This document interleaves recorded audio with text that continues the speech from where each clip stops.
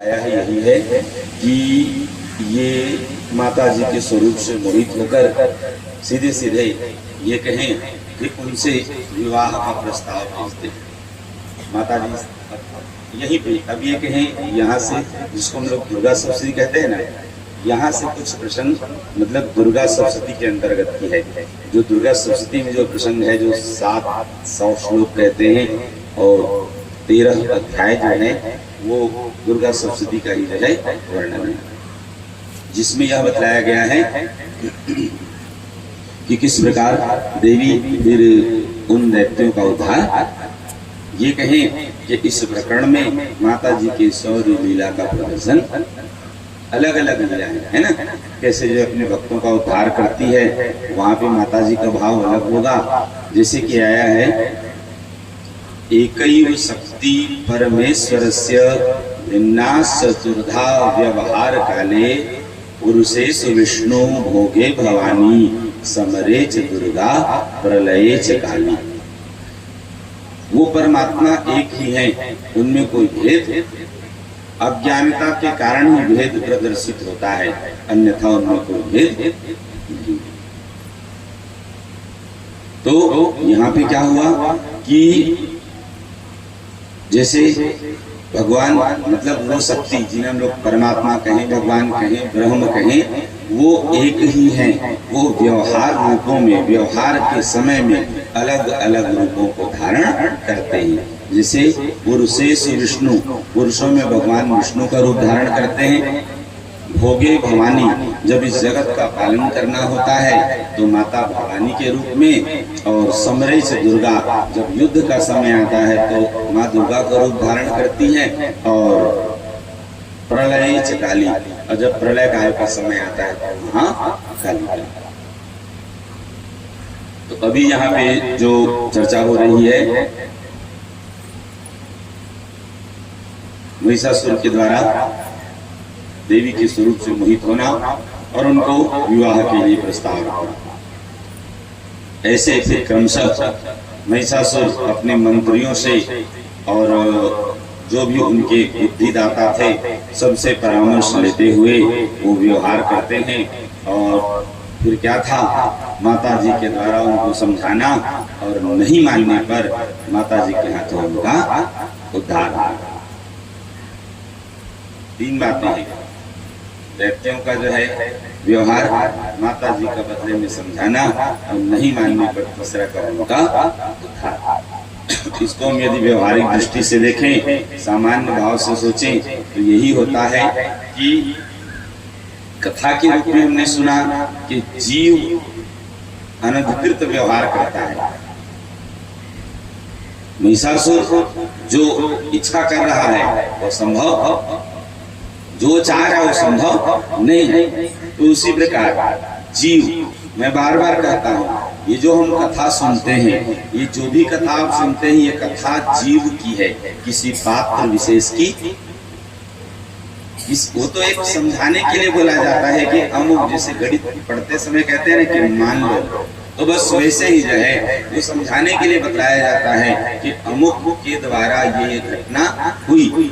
वास्तविक में जो भी कथा हम सुनते हैं उसे हमें अपने आप पर लागू करके देखना चाहिए कि वो कथा हम पर कैसे जो है चरितार्थ हो रही है हमारे। तो वैसे ही जीव अनधिकृत व्यवहार करना चाहता है तो भगवान पहले उन्हें मौका देते हैं, समझाते हैं कि सुधर जाओ, और जब नहीं सुधरते तब फिर वो उसी प्रकार वो फिर अब उसी को ये कहें कि सुधार देते हैं, या ये कहें कि दंडित करते हैं, जो भाषा हमें समझ में आए। तो यहाँ भी वही हुआ है, महिषासुर के द्वारा फिर एक एक करके अपने सहयोगी जो वीर दैत्य थे उनको माता जी के पास भेजना, और उसके बाद माता जी के हाथों उन सबका उद्धार। ये कथा ज्यादा इसमें विस्तार से नहीं करेंगे चर्चा, बस इतनी बात सुनेंगे आपके अमुक दैत्य आया, उनसे ये चर्चा हुई और माता जी के हाथों उनका उद्धार, बस इतनी कथा। जितने जैसे भगवान कृष्ण जन्म के समय में आप देखेंगे कथा मिलती जुलती है, बस प्रसंग थोड़ा अलग अलग है। वहां पे कंस के द्वारा भेजे गए है ना, बकासुर है। सबसे पहले जैसे कि सबसे पहले आए उतना ही है भगवान को मारने के उद्देश्य से। उसके बाद सक्टासुर है, तृणावर्त है, बकासुर है, अघासुर है, अन्यान्य प्रलंबासुर है, व्योमी है ना, व्योमासुर है, केसी है, सब के सब। और परिणाम क्या हुआ कि भगवान के हाथों उद्धार। तो वही यहाँ भी हुआ है, महिषासुर के द्वारा है अपने जितने सहयोगी देखते हैं उनको माता जी के पास भेजना। माता जी उनको समझाई है स्पष्ट, तुम चाहो तो यहाँ से जा सकते हो, लेकिन आखिरकार वो नहीं माने तो फिर उनका उद्धार प्रेम से ना माने तो फिर मनाना पड़ता है। तो वही हुआ जिसमें विडालाख्य है, असिलोमा रणभूमि में, इनका रणभूमि में आना, देवी से उनका वार्तालाप और युद्ध तथा देवी के द्वारा उनका उद्धार, बस यही इसका हेडिंग है। उनका महिषासुर का माता जी के पास भेजना, उनके बीच में वार्तालाप और आखिर माता जी के हाथों उनका उद्धार, ये कथा बस अभी जो है इस प्रसंग में यही कथा है। महिषासुर का रणभूमि में आना, देवी से प्रणय याचना करना, मतलब अब वो पहले तो अपने दूतों के द्वारा भेजे हैं, लेकिन जब उनसे काम नहीं बना तो स्वयं भी आए हैं और वही जो उनकी इच्छा थी वो निवेदन की।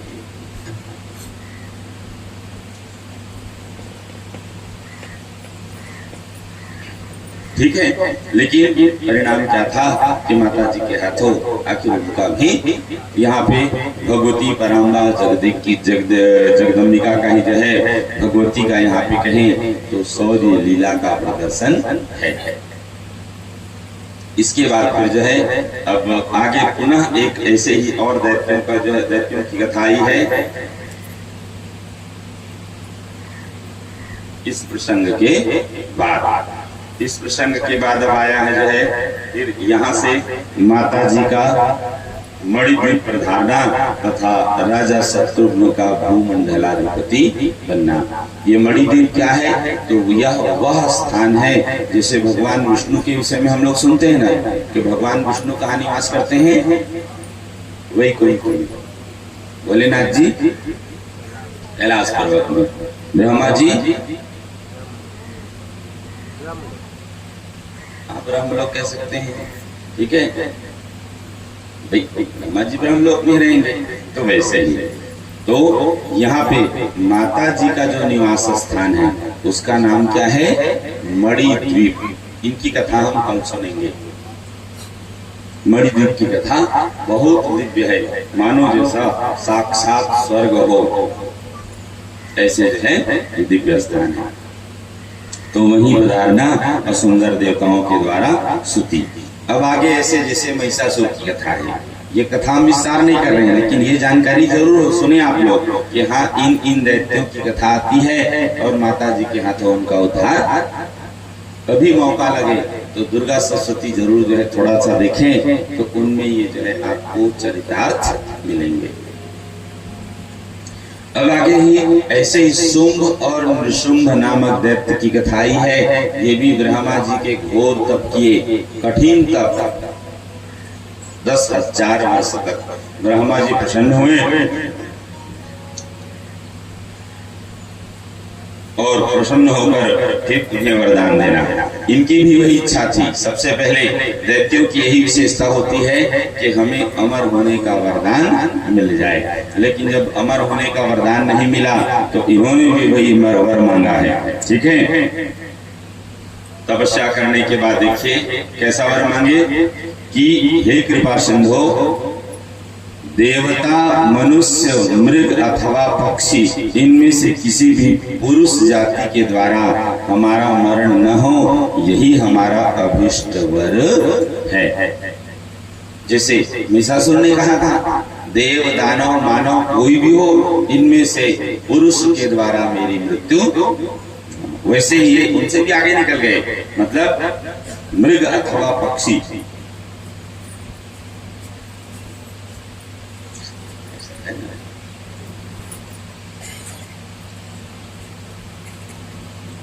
इसके बाद क्या था, जब इन्हें वर प्राप्त हुआ ब्रह्मा जी के द्वारा, तो वरदान प्राप्त करके फिर ये जब इन्हें तय हो गया कि हमारी मृत्यु न देवताओं के द्वारा होगी, न मनुष्यों के द्वारा होगी, और न ही जो है अन्य किसी पुरुष जाति के द्वारा, तो एक प्रकार से ये निश्चिंत हो गए।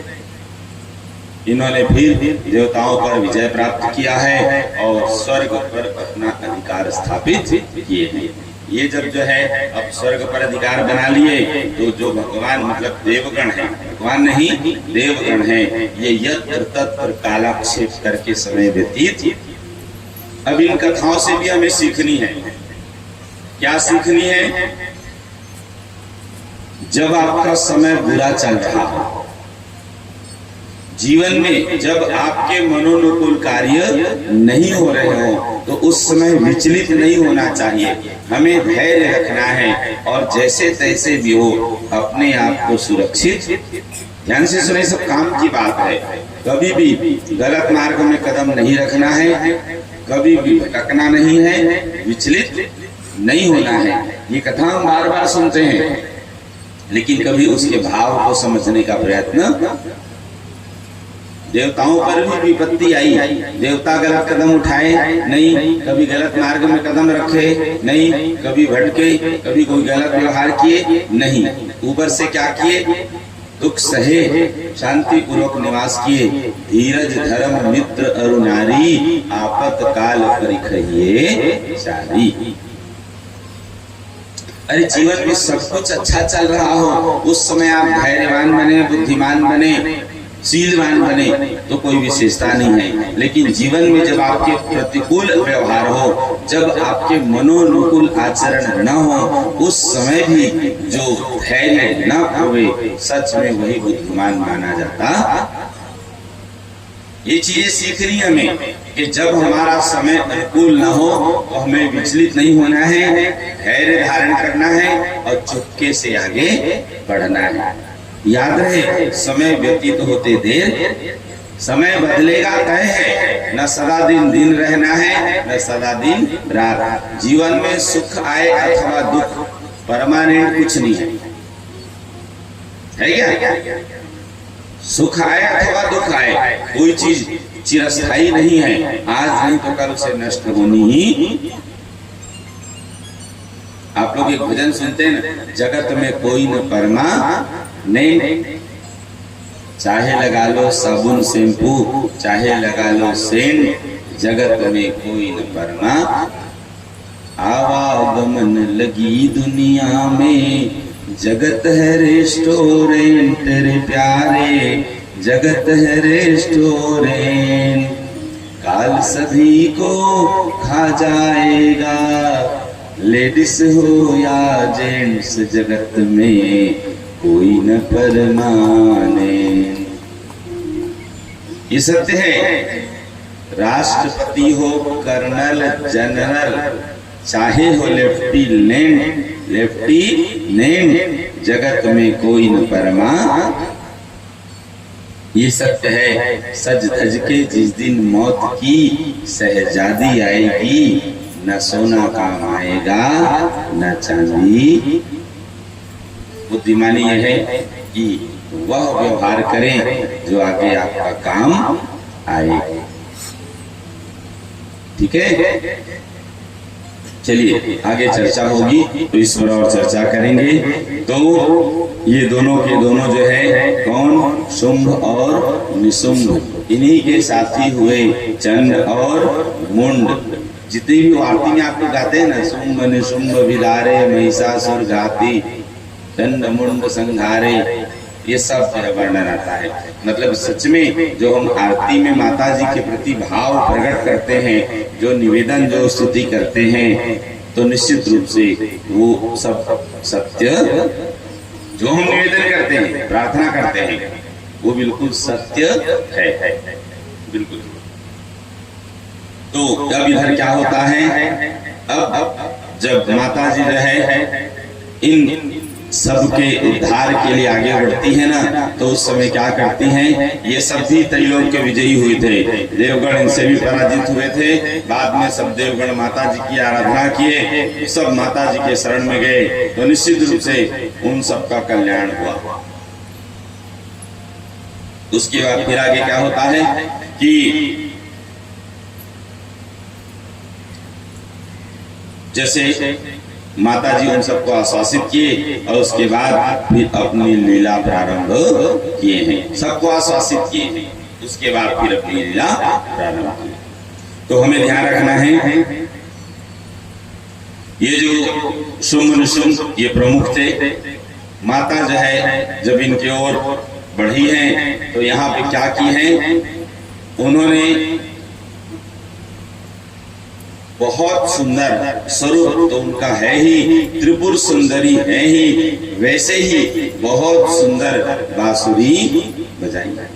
मतलब जिसको गान कहे ना, बांसुरी बजाने का मतलब सुंदर लय में गान करना। भगवान श्री कृष्ण बांसुरी बजाए थे, लेकिन इन्होंने जो है बहुत सुंदर जो है संगीत का गायन, संगीत में गायन किए हैं। तो इनकी मतलब गायन से कहें, इनकी वाणी से कहें, सब के सब मोहित हुए। अब सबके सब मोहित हुए हैं, तो यहाँ जैसे दैत्यों को माता जी मोहित की है, उधर भगवान अपने भक्तों को मोहित किए थे। श्रीमद् भागवत में जो गोपियों को भगवान भी मोहित किए थे, अन्य सामान्य लोगों को। तो बस अंतर इतना है कि यहाँ पे माता जी दैत्यों को मोहित कर रही हैं और उधर भगवान अपनी लीला कर रहे हैं। इधर प्रसंग में क्या होता है कि अब जो है फिर जब सबके सब सुंदर प्रसन्न हुए और माता जी जब उनकी रक्षा में तत्पर है कहिए जो है, उसके बाद फिर आगे क्या होता है हम सुने। भगवती के श्री विग्रह से कौशिकी का प्रागट्य, देवी की कालिका रूप में परिणति, चंड मुंड से देवी के युद्ध, सौंदर्य को सुनकर शुंभ का सुग्रीव को दूत बनाकर भेजना और जगदम्बा का विवाह के विषय में अपनी शर्त बतलाना। जैसे आप लोग अभी शुंभ और निशुंभ की कथा सुने हैं, तो यहाँ पे चर्चा हो रही है उनकी कथा भी ऐसे ही है।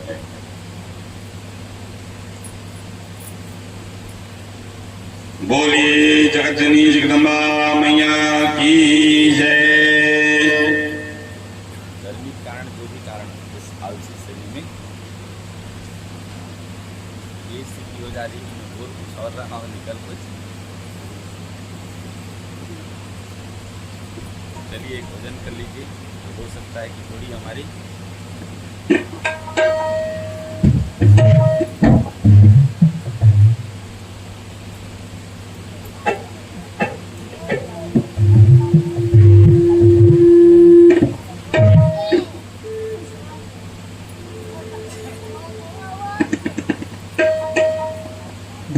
गर्गाचार्य जी बतला दिए थे कि इनके तो प्रत्येक युग में अवतार होते हैं और ये अलग अलग रंग को स्वीकार करते हैं, वर्ण को, तो उसके अनुसार इनके नाम पड़ते हैं। तो इस बार ये कृष्ण वर्ण को सांवले रंग के रूप में आए हैं, तो इनका नाम कृष्ण पड़ा। इनके अलावा, इनके सिवा ये जैसे जैसे कर्म करेंगे, जैसे जैसे आचरण करेंगे, वैसे इनके अनेक नाम होंगे। तो वैसे ही माता जी के विषय में भी है, मतलब वो जब परिस्थिति के अनुसार अलग अलग जब लीला की है ना, तो उसके अनुसार उनके अनेक नाम पड़े हैं और ये उसी समय चर्चा होगी। आप लोग कृष्ण जन्म में भी इस चीज को सुने होंगे कि जब भगवान योग माया को कहते हैं कि आप कन्या के रूप में प्रकट होंगे यशोदा मैया के यहाँ, तो कहते हैं कि जब आप कन्या के रूप में प्रकट होंगी तो कलयुग में धरती पर लोग है ना आपको विविध नामों से पूजेंगे, विविध नामों से। तो अब उनकी कुछ चर्चा हो रही, तो इसको हम जरूर थोड़ा सुने, भले संक्षिप्त में सुने, लेकिन जरूर इनको सुने जिससे हमको अच्छा लगेगा। कि अब देखिए, जैसे मैं कथा के दौरान आप लोगों को बतलाया हूँ, हमें भगवान की पूजा करनी अच्छी बात है, देवी की पूजा करनी अच्छी बात है, लेकिन बार बार कहूंगा इस बात का ध्यान रखें, उनके सौम्य रूपों की ही पूजा करनी याद कर लीजिए। देखिए हम क्या समझते हैं, हम किसी को भी पूज लें, ऐसा उचित, ये भी नियम है, ये भी महत्वपूर्ण है कि किसको किन रूप की पूजा करनी, ये नहीं कि कोई किसी को भी पूज ले। ये सब नियम है, ये सब महत्वपूर्ण है, ठीक है। भागवत जी में इसी का एक विशेष प्रकरण है। भागवत की कथा सुनते हैं तो उसमें एक प्रकरण ही इस पर आधारित है कि हमें किस विषय की कामना हेतु भगवान के किन रूपों की पूजा करनी। पर्टिकुलर एक चैप्टर ही है इसमें, जिसमें बतलाया गया है कि आपको जिस वस्तु की कामना हो उसके अनुसार आप उन देवों की पूजा। ये जानना इसलिए जरूरी है, ध्यान से सुनेंगे। आपको चाहिए कुछ और आप पूज किसी और को रहे हैं, तो क्या आपको वो चीज मिलेंगी? आप गलत जगह नॉक कर रहे हैं तो आपको वहां से कोई रिस्पांस होगा नहीं। बदले में अब आप उनको दोष देंगे कि हमने बहुत पूजा की, हमारी कोई इच्छा पूरी, तो गलती आपकी है ना कि आप अंधी दौड़ में शामिल हो गए, गलत दिशा में आप दौड़ लगाए। मेहनत तो आपने की लेकिन गलत दिशा में दौड़े तो सफलता कहां से मिले? तो वैसे ही जो हम सुने कि देवताओं के तेज पुंज से जो देवी प्रकट हुई है वो सबसे प्रमुख है। उनके सिवा अब उनके अलावा जब अलग अलग वो जैसे लीला की है ना, तो उनके परिस्थिति के अनुसार, व्यवहार के अनुसार उनके अलग अलग नाम हुए हैं। तो यहाँ पे वैसे ही चर्चा हो रही है कि जब यहाँ पे चंड मुंड आदि ये सब दैत्यों के उद्धार की कथाई है ना, तो वहां पे माता जी अलग अलग रूप धारण की है। कैसे कि जब भगवती पार्वती के विग्रह कोष से अंबिका प्रकट हुई, एक से अनेक रूपों में प्रकटी है। अब प्रकट होने का कारण ध्यान से देंगे। अब इनमें भी जैसे देवताओं में सतोगुणी, रजोगुणी और तमोगुणी ये भाव होते हैं ना, तो वैसे ही इन देवियों का भी स्वभाव होता है। मतलब इनके अलग अलग स्वरूप और वैसे ही उनके स्वभाव, दोनों अलग चीजें हैं, स्वरूप व स्वभाव। स्वभाव महत्वपूर्ण है, एक बार स्वरूप जैसा भी है। क्यों?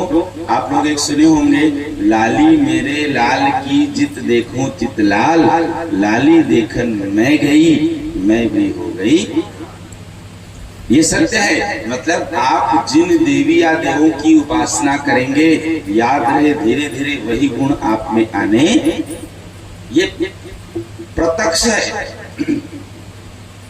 बार बार आप उनके स्वरूप का ध्यान करेंगे, उनके नाम का स्मरण करेंगे और आपका मन उन्हीं में लगा रहेगा, तो धीरे धीरे वही गुण आप में जो है आने लगेंगे। ये सत्य है। तो इसीलिए बार बार कहते हैं कि आप सौम्य रूप की ही पूजा, जैसे जो तांत्रिक होते हैं वो देवियों के उन्हीं रूप की पूजा करते हैं, हम लोग नहीं कर सकते। जो मांत्रिक होते हैं वो सात्विक होते हैं, तो वो उसी रूप की पूजा करते हैं।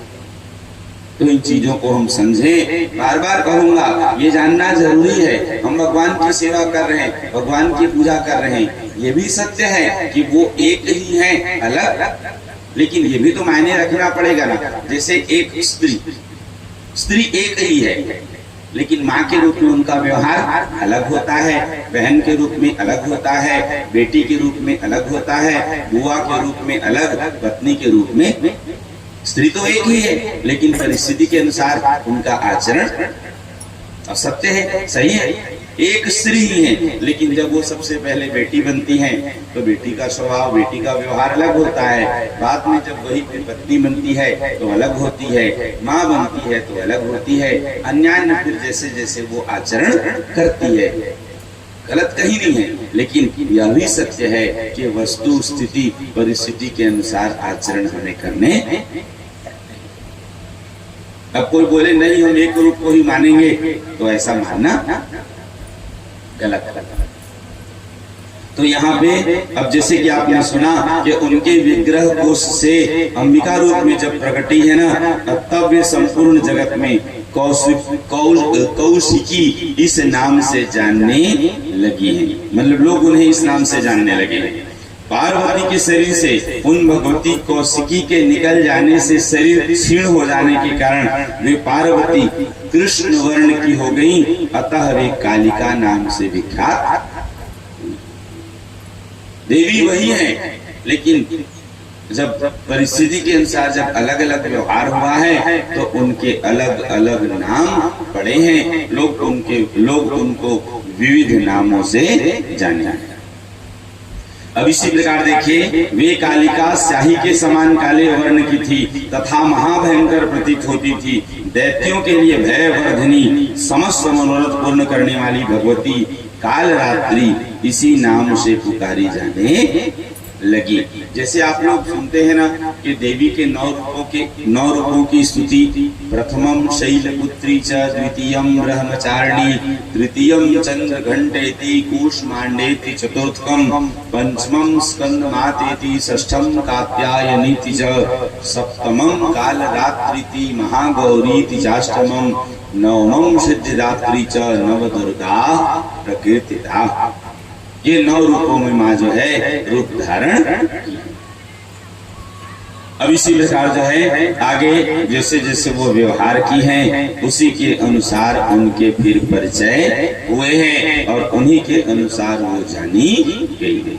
यहाँ पे क्या हुआ देखिए, यही देवी अंबिका कहें, काली कहें, जब वो उस वन में मतलब जहाँ पे शुंभ निशुंभ निवास करते थे वहां जाकर के बहुत सुंदर जो है बहुत मधुर मधुर गायन किए है ना, तो उससे जिन जिन सुने ना, जिनके कानों तक पहुंची, वैसे ही जैसे भगवान बांसुरी बजाए थे तो सबके सब मोहित हो गए थे, वैसे ही यहाँ माता जी की मधुर गान को सुनकर, गायन को सुनकर जितने भी दैत्य थे सब मोहित हो गए।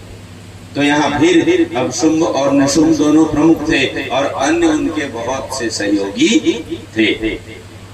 तो जैसे महिषासुर ने किया था वैसे ही शुंभ निशुंभ किए हैं, ठीक है, कि उनके पास प्रणय निवेदन भेजना, विवाह का प्रस्ताव भेजना। तो माता जी फिर उनसे मिली हैं और मिलने के बाद जो दूत उनके समीप भेजे थे ना उनको समझाना और उसके बाद अपनी प्रतिज्ञा के विषय में उनको बतलाना। अपनी प्रतिज्ञा के विषय में बतलाना मतलब क्या बतलाना कि जब ये शुंभ और निशुंभ उनके दूत जब आए हैं इनके पास प्रणय निवेदन को लेकर के, तो उन्होंने अपनी एक प्रतिज्ञा बतलाई कि मैं क्या करूं, बाल्यावस्था में मैंने एक प्रतिज्ञा ले रखी है और जो मेरी वो प्रतिज्ञा पूर्ण कर दे तो मैं उन्हीं का वरण। अब कैसी प्रतिज्ञा ली है माता जी, तो प्रतिज्ञा इस प्रकार ली है, यो माम जयति संग्रामे यो मे दर्पम व्यपोहति यो मे प्रति बलोलोके समे भरता भविष्यति। इसका मतलब ये हुआ कि जो मुझे संग्राम में जीत ले, यो माम जयति संग्रामे यो मे दर्पम व्यपोहति, जो मेरे दर्प को जो है शांत कर दे, यो मे प्रति बलोलोके, जो संसार में मुझसे बली हो, मैं उन्हीं का वरण समय भरता भविष्यति। बोले जा करके तुम अपने राजा से सूचित कर दो, यदि वो चाहते हैं कि मैं उनसे प्रणय करूं, विवाह करूं, तो वो मेरी इस इच्छा को पूरी कर दें तो निश्चित रूप से मैं उनका वरण। जब जाकर के ये बात उनके दूत शुंभ निशुंभ से बतलाए ना, तो अब वो अपने मंत्रियों से परामर्श करते हैं कि बोले जब ऐसी ऐसी परिस्थिति है तो हमें क्या करना। एक तो हम उनसे अब विवाह की सोच रहे हैं तो फिर उनसे युद्ध कैसे करें, युद्ध हो जाएगा तो फिर उनसे हम विवाह कैसे करेंगे, क्योंकि युद्ध का परिणाम कभी अच्छा होता नहीं। सही है, कहीं कहीं आपस में मन मुटाव तो हो जाएगा ना। अब ये जीते तो कि वो जीते तो, हार गए तो विवाह हो ही नहीं सकता, जीते भी गए तो कहीं कहीं मन मुटाव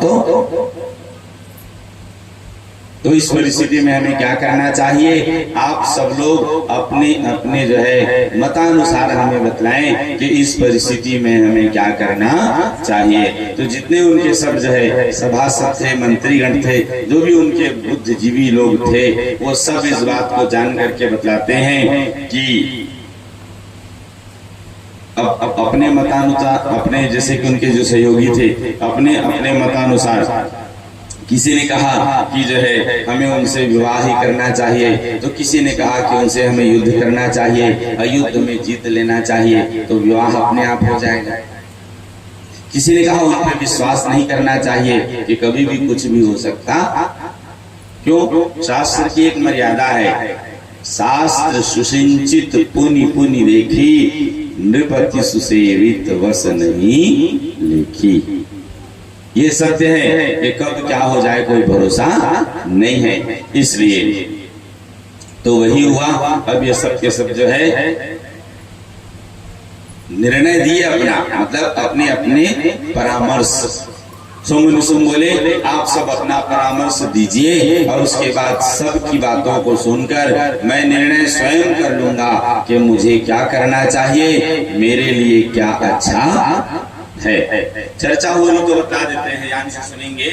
यहाँ पे वर्णन है कि देखिए, जब भी कोई आपको विशेष कार्य करना हो, जब भी कोई विशेष कार्य करना हो, सामान्य काम तो आप करते ही रहते हैं, सही है।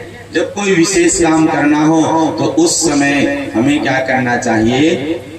जो भी अपने विश्वास पात्र लोग हैं, शत्रुओं से नहीं, जो भी अपने विश्वास पात्र लोग हैं, अधिक से अधिक लोगों से हमें परामर्श लेनी चाहिए, अधिक से अधिक लोगों से, ये तय है।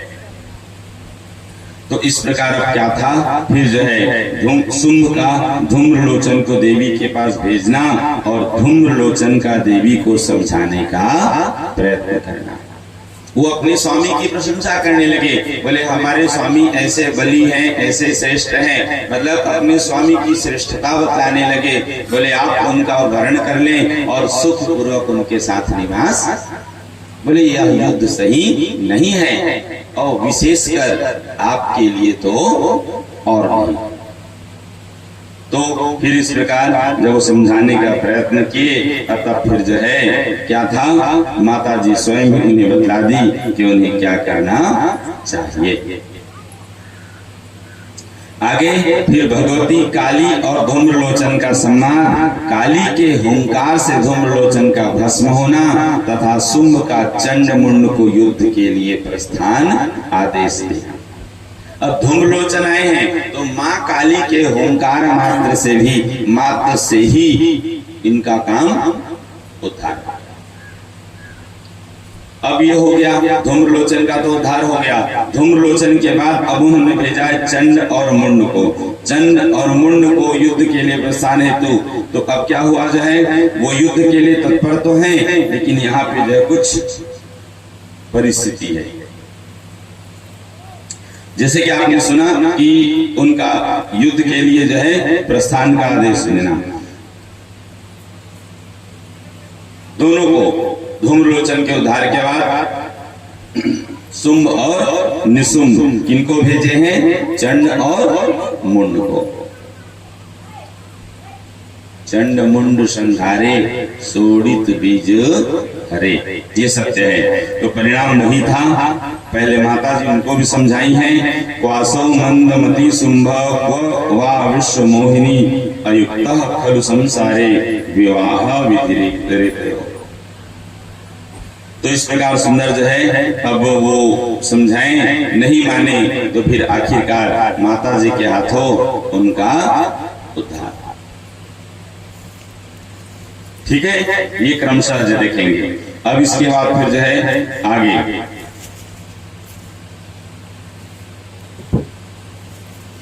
आगे पुनः शुंभ का रक्त बीज को भगवती अंबिका के पास भेजना और उसका देवी से वार्तालाप। ये रक्त बीज के विषय में आप सुने होंगे, नाम से ही समझ में आ जाता है।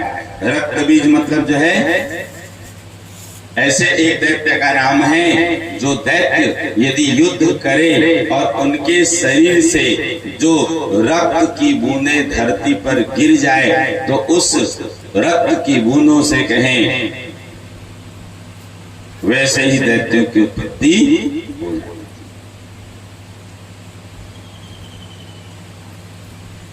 रक्त बीज का शरीर देखिए, यदि कहीं से कट जाए और उसका खून धरती पर गिर जाए तो वो स्वयं ही दूसरे दैत्य की भांति प्रकट हो जाते। बोलिए जगतनी जगदम्बा मैया की जय।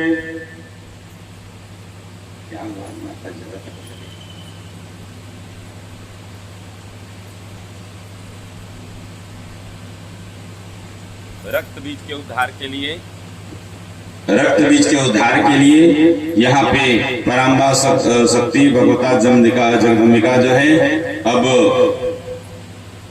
यहाँ पे फिर चंडिका देवी का स्मरण करती हैं और उसके बाद फिर उन्हें आज्ञा दे देती है कि मैं इन दैत्यों का जो है संहार करते जा रही हूँ, बदले में तुम खप्पर धारण कर लो, जिससे हम लोग प्रयोग करते हैं ना, वैसे तो खप्पर धारण कर लो और प्रत्यक्ष इनका रक्तपान करते चलो।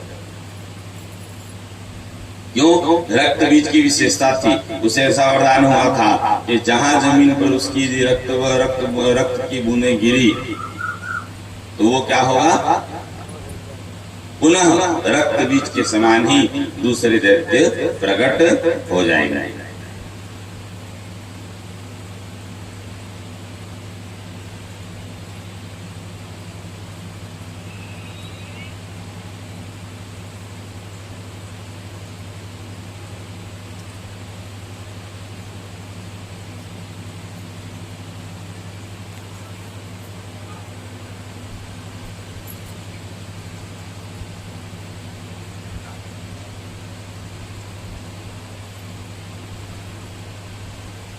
विभिन्न शक्तियों का, शिव का विभिन्न शक्तियों के साथ भगवान शिव का रणस्थल में जाना तथा भगवती का उन्हें दूत बनाकर शुंभ के पास भेजना, भगवान शिव के संदेश से दानवों का क्रुद्ध होकर युद्ध के लिए आना। जैसे चंडमुंड आदि दैत्य अलग अलग सब आ रहे हैं, तो वैसे ही माता जी अपने रूपों को प्रकट कर रही हैं। यहाँ पे वर्णन आया है कि इसके बाद इसी प्रसंग में फिर उनके युद्ध शांति के लिए कहें, उनको समझाने के लिए कहें, भगवान भोलेनाथ जी स्वयं माता जी के दूत बनकर उनके समीप गए हैं, लेकिन उन्होंने नहीं माना, उन्होंने नहीं माना जाए। और परिणाम ये था कि यहीं पे माता जी के यहाँ से शिव जी का दूत बन करके जाना, शिव जी का दूत बन करके जाना, और जिसके कारण शिव जी का जो है फिर यहीं पे एक नाम पड़ा, शिव दूती। शिव दूती मतलब माता जी जो शिव जी को एक दूत मतलब के रूप में भेजी हैं, तो माता जी का जो है नाम पड़ा शिव दूती। देखिए रजिस्टर हो रहा है ना, कुछ और निकल कुछ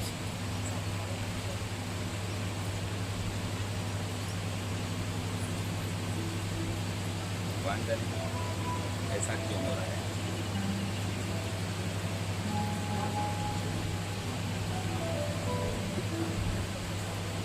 चलिए आगे चलते जाते हैं जैसे उनकी इच्छा।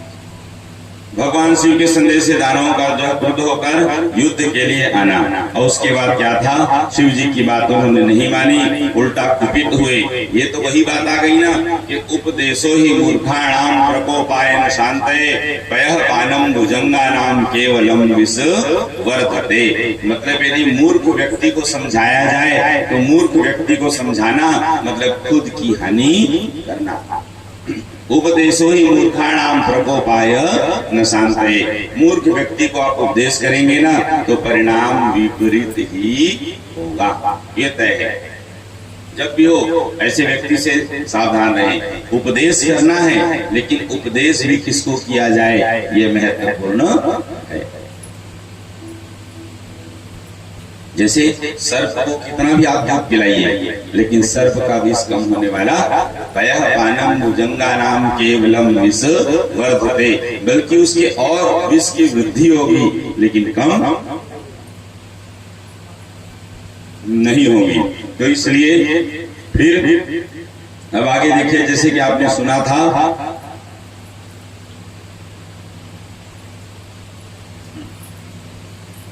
इन शुंभ और निशुंभ के द्वारा भेजे हुए दैत्यों का सुंदर माता जी के हाथों उद्धार, और उसके बाद फिर आखिरी में जो है कहें, मतलब देवी के द्वारा निशुंभ का उद्धार। तो शुंभ और निशुंभ ये शुंभ के भाई थे छोटे, और उसके बाद शुंभ का रणभूमि में आना और देवी से वार्तालाप करना, भगवती कालिका द्वारा उसका वध और देवी के इस उत्तम चरित्र के पठन और श्रवण का फल। तो यहाँ पे वर्ण यही आया है कि विविध रूप में सुंदर माता जी का प्रकट होना, और उसके बाद फिर जो है अपने भक्तों की रक्षा करना और दैत्यों का उद्धार।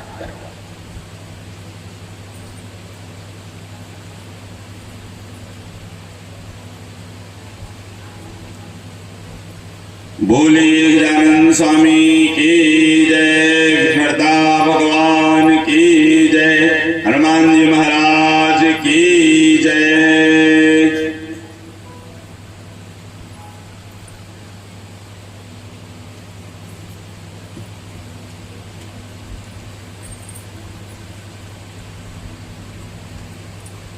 देवी का उत्तम चरित्र, शुंभ आदि दैत्यों का वध तथा देवताओं की रक्षा, इन सब का वर्णन आपसे कर दिया गया। पृथ्वी तल पर रहने वाले जो मनुष्य इस समस्त आख्यान का भक्ति भाव से निरंतर पठन तथा श्रवण करेंगे, वे निश्चित रूप से कृतार्थ हो जाते हैं। पुत्रहीन को पुत्र प्राप्त होते हैं, निर्धन को विपुल संपदा सुलभ हो जाती है, तथा रोगी रोग से मुक्त हो जाता है। वह सभी वांछित फल प्राप्त कर लेता है, और उसे शत्रुओं से किसी प्रकार का कोई भय नहीं होता। ये देवी के महात्म श्रवण का फल बतलाया जा रहा है कि क्या क्या आपको प्राप्त होते हैं, क्या क्या आपको प्राप्त हो सकते हैं। तो इन चीजों को सुने, समझें और आचरण करें। दो भक्तों की कथा रही है, एक सूरथ नामक राजा और एक वैश्य की कथा। एक राजा हुए सूरथ नामक, एक बार इनके मंत्रीगण शत्रु पक्ष का जो है आश्रय ले लिए, शत्रुओं के साथ मिल गए। परिणाम ये हुआ कि इनको राजपाट सब छोड़ना। अरे इनके जो मंत्री, इनके जो रक्षक, इनके जो सेवक थे, इनके जो सहयोगी थे, वही शत्रुओं के पक्षधर हो गए, शत्रुओं के पक्ष में हो लिए। तो निश्चित रूप से फिर इनको तो जो है राजपाट छोड़ना पड़ेगा। वही हुआ। ये सूरथ नामक राजा फिर क्या किए, बहुत दुखी होकर के और विचलित होकर के ये फिर सुमेधा ऋषि के आश्रम को पहुंचे चुपचाप। अब इनके पास दो विकल्प था। एक तो यह कि अब अकेले हो गए थे, उनसे यदि युद्ध करते हैं तो युद्ध में मारे जाने की संभावना। अरे अकेले कहां तक लड़ेंगे, शत्रु पक्ष प्रबल हो गए। दूसरी बात कि या तो फिर एकांत में किसी किले में या किसी गुफे में निवास करते हुए, एकांत स्थान में छिप करके निवास करते हुए समय की प्रतीक्षा की जाए और समय बदले, और जिससे फिर हमारा समय अच्छा। फिर से वही कथा आ रही है। ये कथा हमारे लिए ही है। ये कथा जीवन में एक सीख है, जिसमें बताया जा रहा है क्या कि जीवन में जब जब ऐसी विकट परिस्थिति आए तो हमें विचलित नहीं होना चाहिए, धैर्य धारण करना चाहिए और सुंदर उसके बाद फिर आगे बढ़ना। फिर से वही बात आ रही है, याद रहे, समय बदलते देर न रंक को राजा बनते देर लगता, रंकम करोति राजानम राजानम रंक अंकमेव च धनिनम निर्धनम चैव निर्धनम धनिनम विधि। ये भाग्य की प्रबलता है, भाग्य की प्रबलता है। विडंबना कहें, जो भी कहें, रंक को राजा होते देर नहीं लगता और राजा को रंक होते देर नहीं लगता। तो वही है। अब ये सुरथ नामक राजा सुमेधा ऋषि के आश्रम को पहुंचे हैं और आकर के उनसे आश्रय निवेदन किए, आश्रय मांगे हैं। बोले इस समय अब मेरा और कोई रक्षक नहीं है, आप कृपा करें और मेरी रक्षा। मैं शत्रुओं के द्वारा भयभीत हूँ। मेरे जो मंत्री थे, मेरे जो सहयोगी थे, मेरे जो पक्षधर के लोग थे, वो शत्रुओं से मिल गए और परिणाम स्वरूप मुझे राजपाट सब छोड़ना पड़ा। किस लिए? अपने प्राणों की रक्षा के लिए।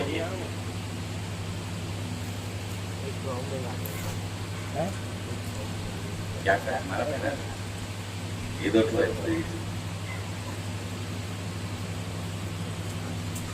गरु लगे लगी से ना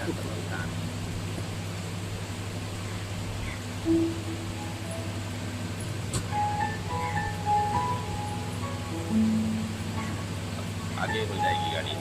एक बार पिकअप लेते देरी है, अभी गाड़ी ठंडी है ना, थोड़े से जो है फिर उसके बाद नॉन स्टॉप ओके।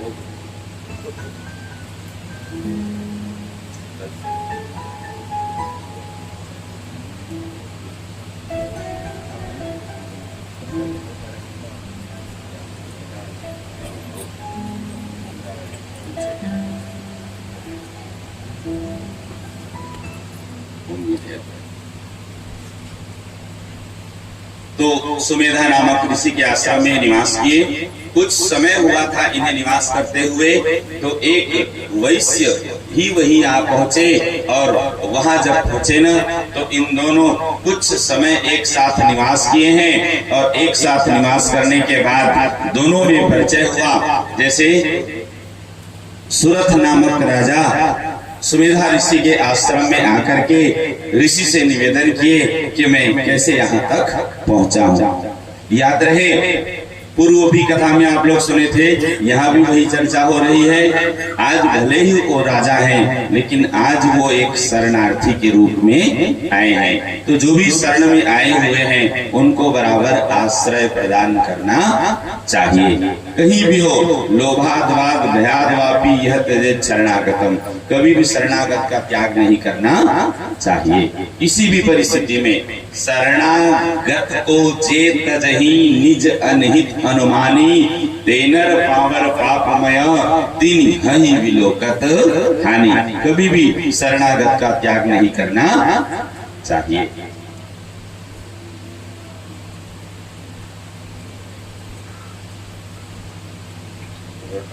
नींद में हमेशा से होती है इससे। ठीक है, चलिए अच्छी बात है। आप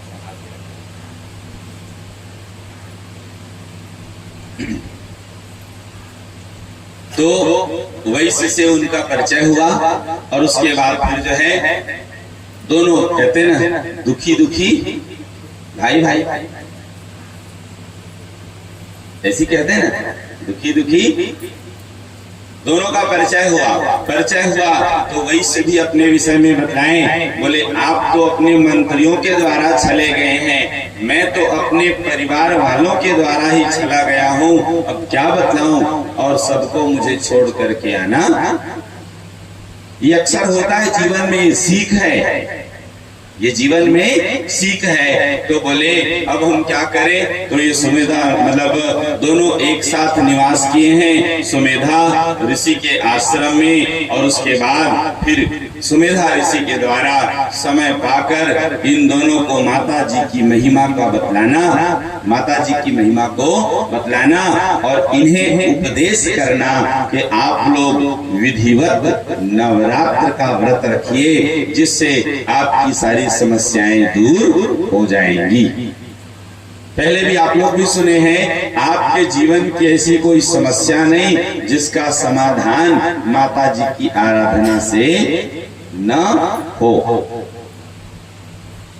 उनकी कृपा से, उनके जैसे कि आप लोग जो दुर्गा कवच वगैरह पढ़ते होंगे या पढ़े होंगे, नहीं तो सुनना ध्यान से, उसमें वर्णन आया है यम यम चिंतयते कामम तम तम प्राप्नोति निश्चितम। मतलब आप जो जो इच्छा करेंगे, जो इच्छा करी हो मन माही, प्रभु प्रसाद कछ दुर्लभ नहीं। तो ये सत्य है। अब इसके बाद फिर वही हुआ। अब यहाँ पे ये दोनों जैसे सुमेधा ऋषि उनको पूजा विधि बतलाए, सुंदर नवारण मंत्र का उपदेश किए, और जिस विधि से सुमेधा ऋषि बतलाए हैं उसी विधि से श्रद्धा पूर्वक ये दोनों 3 वर्ष तक माता जी की आराधना किए। और उसके बाद फिर जो है माता जी इन्हें प्रत्यक्ष जो है इन पर कृपा की, सुंदर इन्हें दर्शन दी। यहाँ पे चर्चा हो रही तो बता देते हैं, जैसे गांव वगैरह में भी अध्यात्म में भी ऐसा होता है ना, आप लोग सुनते हैं कि 1 वर्ष यदि हम दुर्गा बिठाते हैं तो उसे कम से कम 3 पूरे करने, एक कम से कम 3, आगे जितना हो जाए अच्छी बात है, लेकिन कम से कम 3 वर्ष करना चाहिए। तो वैसे ही अब यहाँ पे भी हुआ है कि ये सुरथ नामक राजा और वैश्य ये दोनों के दोनों सुमेधा ऋषि के कथनानुसार सुंदर माता जी की आराधना किए हैं। और उसके बाद परिणामवश 3रे वर्ष जब पूर्ण हुए, 1 वर्ष पहले किए, दूसरे वर्ष पूर्ण किए, और 3रे वर्ष जब पूर्ण हुए तो माता जी फिर जो है इन पर कृपा की है और इन दोनों को फिर आश्वासित किए। बोले पहले सुरथ नामक राजा को, और उसके बाद फिर जो है राजा को आशीर्वाद दी है मैया कि जाओ तुम निश्चिंत होकर अपने राज्य में निवास करो, समय बदलेगा और जो तुम्हारे आज शत्रु हैं वही तुम्हारा साथ देंगे और तुम्हारी रक्षा निश्चित है।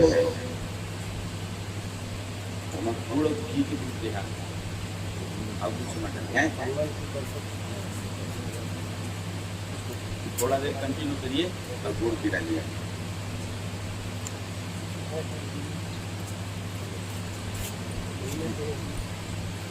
तो इस प्रकार सुंदर फिर माता जी की कृपा प्राप्त होने के बाद फिर ये सुरथ नामक राजा सुंदर अपने राज्य को वापस लौटे हैं और वहां जाकर फिर ये सबके द्वारा सम्मानित हुए और सुख पूर्वक वहां निवास किए हैं। उसी प्रकार जो वैश्य थे उनके साथ भी हुआ और ये पुनः फिर अपने स्थान को गए हैं और दोनों सुख पूर्वक फिर निवास किए हैं। बोलिए जगतजननी जगदम्बा मैया की जय। ये माता जी की महिमा की आपने कथा सुनी, देवताओं के द्वारा उनकी स्तुति हुई, दैत्यों के द्वारा उनकी स्तुति हुई और इस प्रकार सुंदर यह क्रम बतलाया गया। जैसे कि पूर्व में आप लोग सुने हैं तो वैसे ही सुंदर माता जी की पूजा विधि पंचोपचार हो सके तो पंचोपचार, 10ोपचार हो सके तो 10ओपचार, 16ओपचार हो सके तो 16ओपचार करना चाहिए। आगे हम लोग बढ़ते हैं जी।